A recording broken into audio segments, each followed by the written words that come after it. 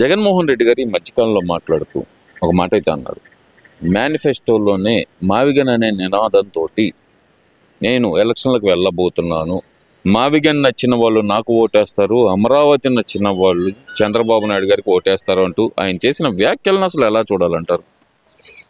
యాక్చువల్గా అండి, పోయినసారి అసలు ఆ 3 క్యాపిటల్స్ అనేది ఒక పెద్ద వివాదాస్పదంగా మారింది. పోయినసారి అసలు మనుషులు ఏ రకంగా ఇచ్చేస్తున్నారా, ఆ? ఏమనుకుంటారు నన్ను, ఎలా అనుకుంటారు నన్ను అనే మాట అసలు కనీసం లేకుండా 3 రాజధానులు ఉండాలంటే మొత్తం యావత్ దేశం కూడా నివ్వెరపోయిన పరిస్థితి మనం చూసాం. అలానే చాలామందికి ఈ ఒక్క రాజధాని, అది కూడా అమరావతి అని డిసైడ్ అయిపోయిన వాళ్ళు యావత్ ఆంధ్రప్రదేశ్ అందరూ కూడా దిగ్భ్రాంతికి గురయ్యి, ఏందా ఇది, ఈ పరిపాలన ఏంది, 3 రాజధానులు ఏంది, ఒకటేమో న్యాయపరమైందని, ఒకటేమో శాసనసభని, ఇంకోటేమో పరిపాలన చేయడానికి అని చెప్పేసి, ఇదేంది వెరైటీగా అని చెప్పేసి ఆశ్చర్యపోయి, ఏ విధంగా అయితే తమ ఎలక్షన్లో 11 ఓట్లకు 11 సీట్లకు పరిమితం చేశారో వాళ్ళని, అది బాగా గుర్తు చేసుకోవాల్సిన పరిస్థితి వాళ్ళకైతే ఉంది. ఎందుకంటున్నారేమో, కన్ఫ్యూజన్ అనేది పెట్టకూడదు. ఇప్పుడు ఒక కుటుంబం, ఆంధ్రప్రదేశ్ అనేది మనదంతా ఒక కుటుంబం. ఆ కుటుంబము మన తోడబుట్టిన వాళ్ళు తెలంగాణ అనుకొని మేము అనుకుంటే, మన ఇద్దరం సపరేట్ అవ్వటమే ఒక బాధ, చాలా బాధ. ఒక కుటుంబం, పెద్ద కుటుంబం సపరేట్ అవ్వటమే ఒక బాధగా మనం సపరేట్ అయ్యాము. ఆ సపరేట్ అయిన పరిస్థితిలో ఈ కుటుంబము ఏదైతే ఉందో, ఆంధ్రప్రదేశ్ అనే కుటుంబము అసలు ఆర్థికంగా ఎంతో చాలా ఇబ్బందులు పడిన పరిస్థితిని మనం, అలాంటి మూమెంట్లో ఉన్న కుటుంబాన్ని ఒక్కసారిగా ఇలాంటి, ఇంకా మన కుటుంబంలో వ్యక్తులే, మన కుటుంబంలో మన సొంత వాళ్ళే ఈ రకంగా ఆలోచన చేసి, దాన్ని ముందేమో మేము దీనికి స్వాగతిస్తున్నాం అమరావతిని అని చెప్పేసి శాసనసభలో అందరి ముందు చెప్పి, అలా మళ్ళీ ఇంకోసారి వచ్చేటప్పటికి బయటకు వచ్చి మేము 3 రాజధానులు అంటే, ఏంటండి ఇది, అధికారం రాగానే మళ్ళీ 3 రాజధానులు అంటవేంది, లేనప్పుడేమో మేము స్వాగతిస్తున్నాం అంటవేంది. అసలుకే బాధపడుతున్న కుటుంబం మంది ఎంతో ఆర్థికంగా ఇబ్బందులు పడుతున్న పరిస్థితుల్లో ఉన్న ఇది, అలాంటి దీన్ని కన్ఫ్యూజ్ చేయటం అంటే ఏంది, ఇది అసలు కన్ఫ్యూజ్ చేయటం అనే ఆలోచనలో ప్రజలు ఉండి మిమ్మల్ని 11 సీట్లకు పరిమితం చేశారనేది తప్పకుండా వైఎస్ఆర్సీపీ అధ్యక్షులు జగన్మోహన్ రెడ్డి గారు గుర్తుపెట్టుకోవాలని నేను బాగా క్లియర్గా చెప్తున్నా. అలానే ఇది రెండోసారి కూడా మళ్ళీ ఏం చెప్తున్నారంటే, పోయినసారి ఏం చెప్పారు, అధికారంలో వచ్చాక అనౌన్స్ చేశారు. పోయినసారి అధికారంలో వచ్చాక 3 రాజధానుల అంశాన్ని లేవనెత్తారు. ఇప్పుడేమంటున్నారు, అధికారంలో రాకముందే మేము వస్తే గనక అంటున్నారు. వస్తే గనక మేము ఈ యొక్క మావిగన్ అనే పేరుని, అమరావతి మావిగన్ అనే ఒక రెండిటి యొక్క, అంటే అమరావతి అనే పేరు, మావిగన్ అనే పేరు, ఈ రెండిటి మధ్య ఏది నిలిసిద్దో చూడాలా, మేము ఏది నిలబెడతామో మేము వస్తే మావిగన్ అని చెప్పేసి ఒక పెద్ద యుద్ధ వాతావరణం క్రియేట్ చేస్తున్నట్టుగా, కనబడేట్టుగా చేయబోతున్నాం అన్నట్టుగా చెప్తున్నట్టు ఉంది.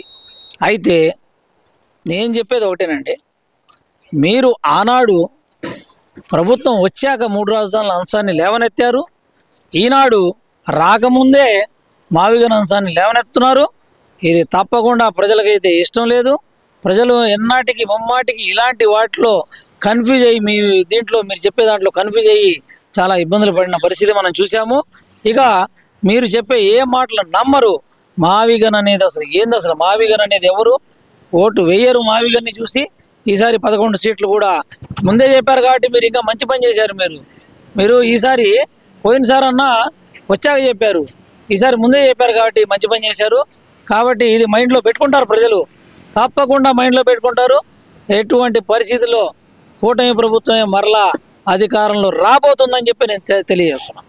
మీరేం ఆ మాట అంటున్నారండి? ఆయన అంటుంది ఏంటంటే కనుక అమరావతి వేదికగానే అసలు మొత్తం రాజకీయం అంతా నడవబోతుందని చెప్పి ఆయన చెప్తున్నారు. మళ్ళీ తర్వాత రోజు ఆయన వచ్చి విజయవాడే రాజధాని, మన రాజధాని అంటూ మాట మార్చడం ఏంటంటారు? మాట మీద నిలకడలేని తత్వాన్ని అసలు ఎలా చూడాలంటారు?